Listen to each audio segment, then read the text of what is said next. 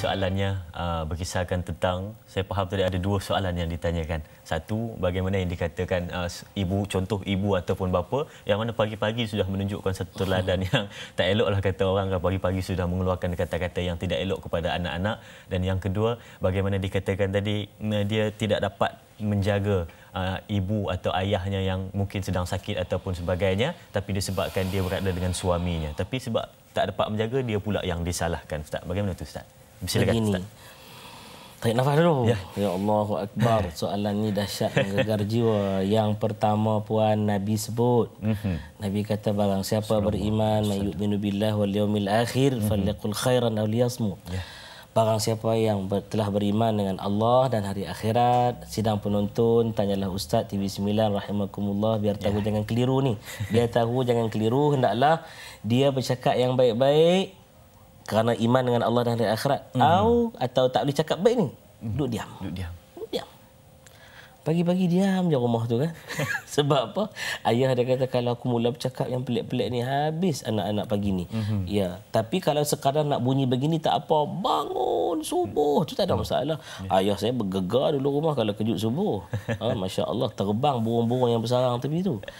Sampai mak kata anak kita saja kat dalam kampung ni. Dia kata ini anak saya berwajib jaga anak saya. Sebab Allah Ta'ala sebut dalam Quran, qu anfusakum wa ahlikum nara, kamu jaga diri kamu dan ahli keluarga kamu daripada azab api neraka Allah. Kamu kena jaga. Ni ayah saya punya. Jadi cakap elok-elok pagi-pagi. Bukannya teruk pun sebut sayang, betul bangun kan.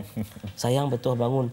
Saya masih ingat ya kisah yang diceritakan oleh kerana yang Maha Mulia cerita benda ni. Apa dia yang Maha Mulia sekarang, Datuk Seri Utama Hajah Aminah Hamidun, dulu mantan Sultanah Kedah dan juga pernah Permaisuri Agung.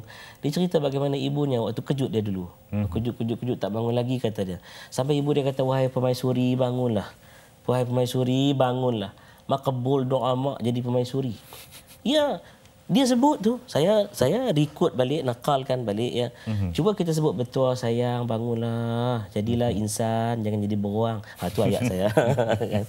Okey, jadi sebut yang baik-baik. Dia jadi doa, doa sebut baik-baik, fikir baik-baik kan, dan bersangka baik-baik. Dunia kita jadi baik. Yang kedua. Okey tak jawapan tu? Okey. Yang kedua.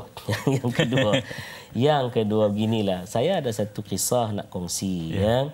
Kisahnya begini. Satu orang lelaki, dia didik anak dia bagus betul, didik dia. Didik anak. Hendaklah kamu taat pada Allah, Rasul, mak ayah. Kemudian dia kata pada anak dia, kamu perempuan lain pula. Kisah ni kisah teladan. Kamu bila dah kahwin nanti kamu taat Allah, Rasul, suami kamu. Apa yang suami kamu suruh, suami kamu pesan, kamu jangan derhaka. Sebab ketaatan kamu pada dia.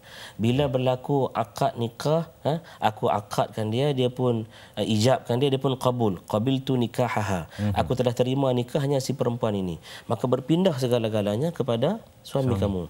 Baik, dia pun dengar nasihat ni kisah ni. Mereka ada rumah 2 tingkat. Ayah dia di tingkat bawah, dia tinggal di tingkat atas. Maka satu ketika ayahnya sakit. Dia nak turun ke bawah. Ya. Tapi dia ingat pesanan suami dia, kamu jangan keluar dari rumah ni sepanjang ketiadaan aku. Kerana aku telah pun meminta pembantu-pembantu aku untuk selesaikan urusan, hatta barang keperluan rumah pun pesan melalui pembantu dia. Kau duduk dalam rumah urus anak-anak. Kau jangan nak keluar daripada pintu ni. Suami dia pesan gitulah.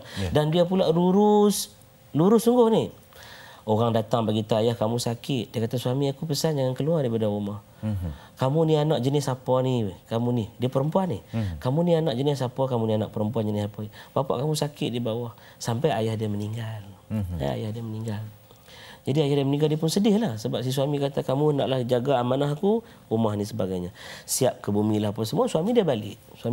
Sampailah diceritakan ke telinga suami dia bahawa si anak ni begini. Panjang tu jawapan ni. Tak apa. Baik. Kemudian si isteri ni kata, wahai suamiku yang kucintai, aku dipesan oleh ayahku yang meninggal tu taat pada Allah, Rasul dan suami. Dan aku laksanakan pesanan dia. Dan kamu pula pesan pada aku, jangan keluar daripada rumah ni. Jaga rumah ni elok-elok. Urusan lain aku dah bereskan. Maka aku tersekat, kekeliru antara persimpangan ni. Suami dia pun senyap. Suami dia pun rasa bersalah. Malam itu suaminya bermimpi. Bermimpi bahawa ayah dia duduk di tempat yang sangat cantik indah, penuh dengan kecantikan taman, bunga, fountain, apa semua cukup. Ya. Lalu dia tanya, ayah di mana ni? Dia kata, aku berada di alam selepas dunia barzakh. Menunggu akhirat dan aku sangat bahagia di sini. Ayah, kenapa ayah? Dia kata, kerana aku telah berjaya mendidik anak perempuanku taat pada Allah, taat pada Rasulnya, dan tak derhaka pada suaminya. Walaupun aku meninggal, tak sempat anak perempuanku ziarah aku, Allah ganjarkan kepada aku kebaikan kerana berjaya mendidik anakku taat suami dia. Allah. Jadi mak ayah yang mendengar di luar sana ambil faham je lah. Ambil faham lah, senang cakap lah kan. Saya tak ada orang lain yang saya boleh bagi contoh. Ibu saya, ayah saya handicap. Ya, kaki tak ada, sebelah dah amputated sebab accident. Bukan kencing manis, tak ada. Accident, kena seret 190 meter. Mak saya juga ada ayah, ada mak. Tapi bila dia berjumpa tu mak, dia kata, ayah, cik ni ada suami yang kena bagi perhatian. Ayah dia reda, mak dia reda. Mudah-mudahan reda Allah untuk ibu saya. Saya faham keadaan perempuan tadi.